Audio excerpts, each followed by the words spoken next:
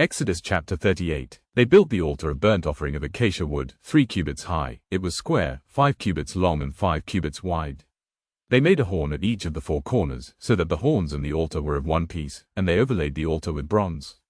They made all its utensils of bronze, its pots, shovels, sprinkling bowls, meat forks and firepans. They made a grating for the altar, a bronze network, to be under its ledge, halfway up the altar.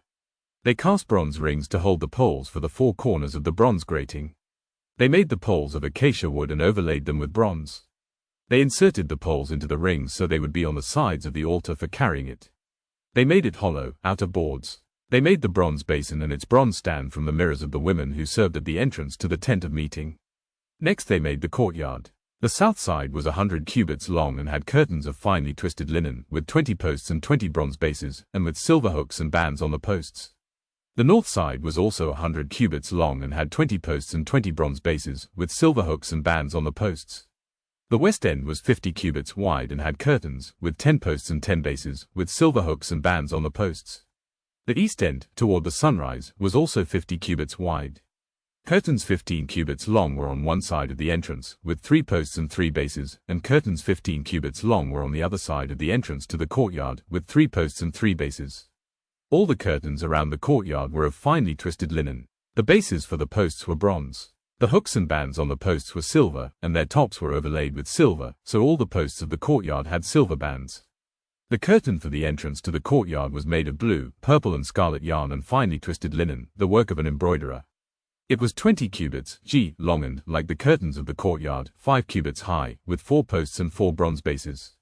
Their hooks and bands were silver, and their tops were overlaid with silver. All the tent pegs of the tabernacle and of the surrounding courtyard were bronze. These are the amounts of the materials used for the tabernacle of the covenant law, which were recorded at Moses' command by the Levites under the direction of Ithamar son of Aaron, the priest. Bezalel son of Uri, the son of Hur, of the tribe of Judah, made everything the Lord commanded Moses. With him was Oholiab son of Ahisamach, of the tribe of Dan, an engraver and designer, and an embroiderer in blue, purple and scarlet yarn and fine linen. The total amount of the gold from the wave offering used for all the work on the sanctuary was 29 talents and 730 shekels, according to the sanctuary shekel.